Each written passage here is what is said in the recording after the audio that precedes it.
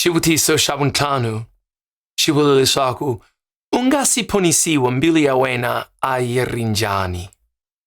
Nhlamulo, ndzi nga si ponisiwa.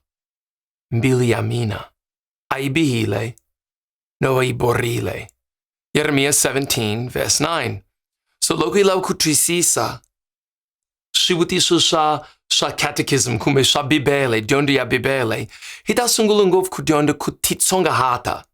Hileswaku xivutiso xa vuntlhanu xi nghene ngopfu embilwini ya munhu. Xi ku, u nga si ponisiwa. Oh, khale a yi ponisiwangi. So hi nga si ponisiwa a hi ri njhani? Well, a hi hlayeni verse ya hina. Now verse yi ku, Yeremiya 17 verse 9.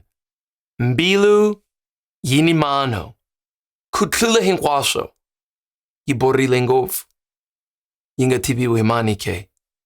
Hi yona Yeremiya 17 verse 9. And verse ya hina ya hi byela ku ri xiphiqo xa kona xi sungula kwihi? Mbilu. Mbilu yi na xiphiqo. Ku nga ri swin'wanyana swa le handle. Swi sungula kwihi? Endzeni. Mbilu yi ni mano. Mano swi vula yini?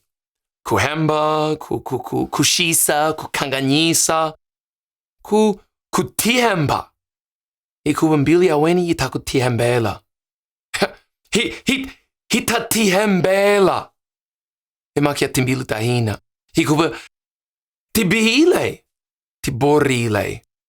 Now, vanhu va fake, vakreste va fake, a va swi lavi. Swa bava loko va swi twa. Loko va ringa va ri, leswi a ni swi tsakeli. Kambe Bibele yi ri yini? Mbilu yi ni mano, ku tlula hinkwaswo. Yi borile. Na a yi bolangi ntsena. Yi bole njhani? Ngopfu. Yi borile ngopfu. Yi nga tiviwi hi mani ke? A yi tiveki mina. A ni tivi mbilu ya mina. And wena, a wu tivi mbilu ya wena.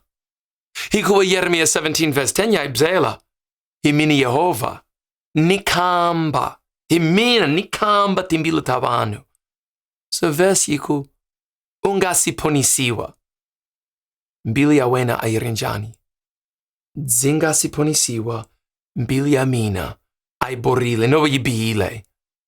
Hi lava ku twisisa kunene leswaku timbilu ta hina ti bihile, leswaku hi ta Tsonga nga Tshivenda ri do ditukufadza.